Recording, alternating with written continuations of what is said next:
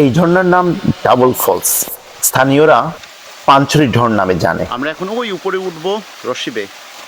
বড়লেখা উপজেলার ঝর্ণার প্রসঙ্গ আসলেই প্রথমে মাধবকুণ্ড ঝর্ণার কথা চলে আসে, কিন্তু একটা অবাক ব্যাপার হলো 2024 থেকে অদ্যাবধি আমরা প্রায় 15 থেকে 20টি ঝর্ণার সন্ধান পেয়েছি, যা স্থানীয়রা অনেকেই জানে না, আবার অনেকেই এর নামও জানে না।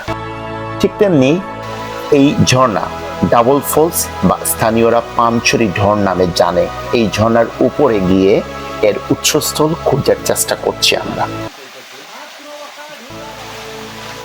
প্রচুর ঝড় বৃষ্টি, পাহাড় ধস ও গাছপালা পড়ে থাকার কারণে মূল উৎসস্থলে যাওয়া যাচ্ছে না। তাছাড়া পথগুলো ছিল খুবই সরু। ঝর্ণা এইদিকে, ঝর্ণার পাশ এটা এইভাবে। আমরা তাই আপাতত আমাদের মিশন এখানেই শেষ করতে হচ্ছে। পাথর ধসে পড়ছে।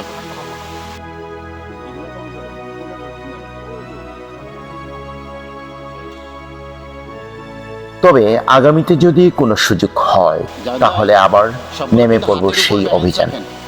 আপনি রশির উপর ফুল ব্যালেন্স রাখবেন, আর কিছু লাগবে না। হ্যাঁ হ্যাঁ হ্যাঁ, সমস্যা নাই, এগুলো ধসে পড়ুক, প্রবলেম নাই। আপনি শুধু হাতের উপর মানে ব্যালেন্সটা রাখবেন। ভিডিওটি কেমন লাগলো অবশ্যই জানাবেন।